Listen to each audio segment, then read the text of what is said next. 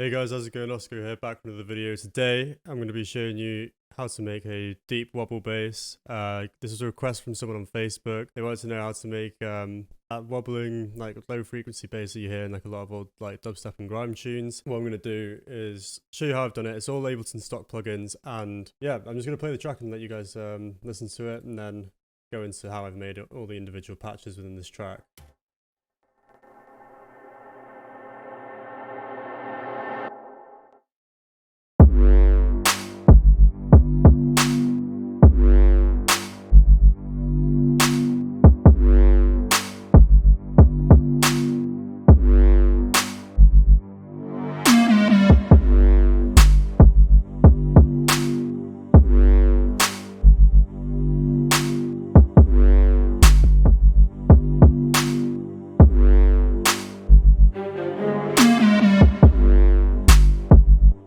The sound in question that was asked to be made was this, but it was just so simple to do, and I just thought I'd like make a whole track and then break down all the parts using relatively simple basses, just so that you guys can sort of get your foot in the door, because like, everything that I've been doing so far has been pretty complex. I thought I'd just dumb it down a little bit and make some more simple sounds that you guys can make a bunch of, and then build your knowledge from learning the basics to getting into more complex stuff later on. Well, let's just jump into this first bass here.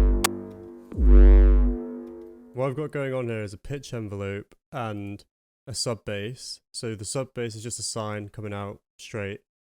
Wait, let me start again. So what we've got here is an operator, but it's in parallel mode. So it's not actually in FMing. So if it was in FM mode, it would sound like this, which still sounds cool, but that's the more like, you know, gritty, calm sort of style bass. So what I've got going on is a pitch envelope here, which is up by 36 semitones, which is 3 octaves, and it's coming down pretty quick with a decay time of 250 milliseconds.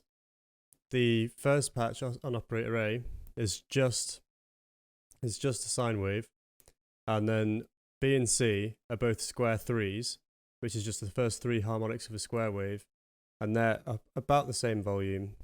Pull that back. And then one of them is ever so slightly detuned.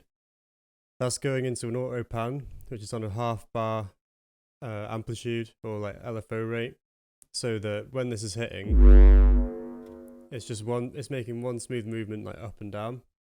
So, and then that's running into a audio effects rack. One is just a dry chain, and another one is a saturator, which is being driven pretty hard into a soft clipper, and then the low end's being removed at the bottom end. That's just leaving all the distortion in the high end. So if I turn that on and off, it just stops the low end from being overbearing and loud. So that's it for that bass. There's just some corrective EQing, like moving out some of the frequencies just to allow space for the top end of the kick. And then there's just some harsh frequencies going on just around 1K, and I wanted to boost the ones that were above 1K as well, just to give it a bit more presence. Now, in here, we've got the wobble. Now, I've added some harmonics in here on this sine wave, but you can get away with it just being just a sub if you wanted it to be a bit more subtle and really punch through on a system. But for it to come through on like, you know, smaller speakers, or if you want it to sound a bit more meaty, you can go into, so normally when you click on an operator, if you click on the oscillator and it's on a sine wave like this, it'll look like that. If you drop the resolution down to 16 and draw a little triangle in there, it'll just add some harmonics, because that loses the definition from the sine wave. So I brought that down a little bit, and then the second harmonic sort of squares it out a little bit, adds quite a nice resonant boost around 100 hertz, a little bit above.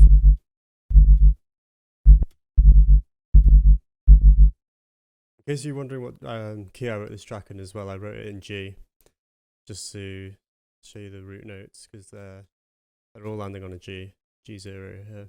So this is on an auto pan, which is on 12th notes to create that wobble. Nothing else is done to that. So this bass, at the beginning of every second bar, yeah. So this is an interesting one. So it's a basic, really simple. It's a really simple FM patch. It's just operator A's on a simple sine wave, and same again with operator B. The level's brought up to 16 and the course is on 2, so it's just, the most basic patch you can do. There's no envelope movement. There's an auto pan on a half bar so that whenever the note is pressed, it's not hit coming in straight away.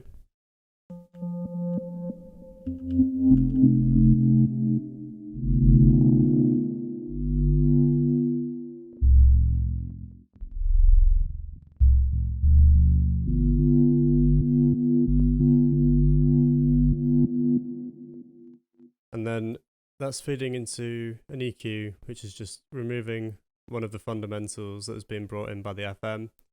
Not the fundamentals, sorry, one of the harmonics. And that is just leaving in some of the upper harmonics there. So what I'm trying to do is just get rid of that note just there. And what's giving that wide sound is this ping pong delay that's set on 8th notes. And I've opened up the filter section just here and brought up the low end a little bit and narrowed in, just banded out this frequency that these harmonics in here. With the ping pong delay, that's just sending it the signal left and right and delaying it, and it's giving like that head wrapping effect.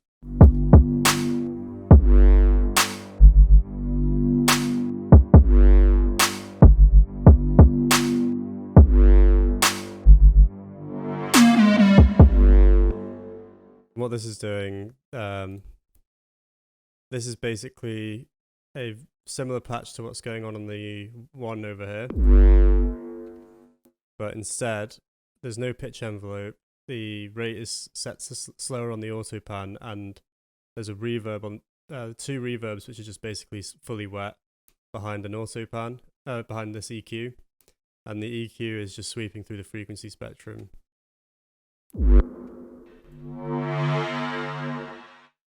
And that's just creating that sort of opening and closing effect. And washing it out just really sets it in the background. Couldn't really get the effect quite right with one reverb, so I just doubled it up.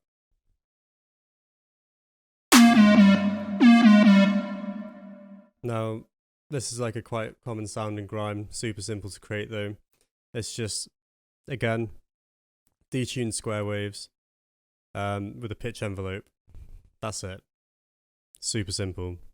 I've really not done anything to this. I've just decreased the decay time on the pitch envelope and then detuned 2 square waves from each other. EQ'd it slightly, compressed, distorted, and added reverb. So by compressing it and then running the makeup really high into a soft clipper, that's just rounding off some of the edges of audio, so it's not clipping so hard. Hence soft clipper. Now, in the second part, I just added another little bass, which is just it is literally the same patch as this, but rather than wobbling, it's just making a one hit. There's no extra processing on that, but it is. However, it's just got a few more harmonics drawn in there.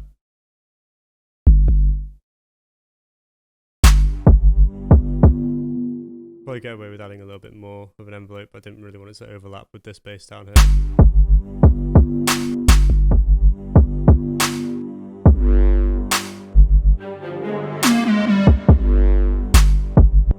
And I've just got some strings and a choir, some more strings here.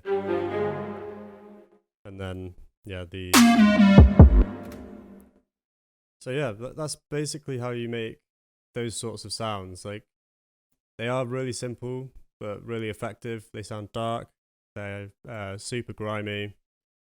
They hold a staple in dubstep, and in terms of that sort of sound. And yeah, Lots of great tracks written with these sounds. Khan's almost known for these sort of sounds. And yeah, I hope you like this video. I think the sound design is a little bit more accessible in this one.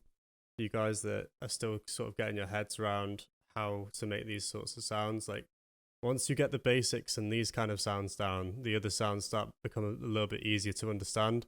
So take these examples, copy them for yourselves and play about with them. Try some different filters on them and distortion, because that's how you get the extra harmonics from those sounds. And yeah, let me know like how you guys get on with these, whether if you want these more simpler type of videos. And yeah, I'll be doing another bass breakdown in the next couple of days. If you want any more content from me, go check out the Patreon. I'll be uploading all of these presets. Actually, I'll upload this entire project so that people can get access to the samples and the racks and stuff like that. So yeah, I'll see you in the next video, guys. Peace.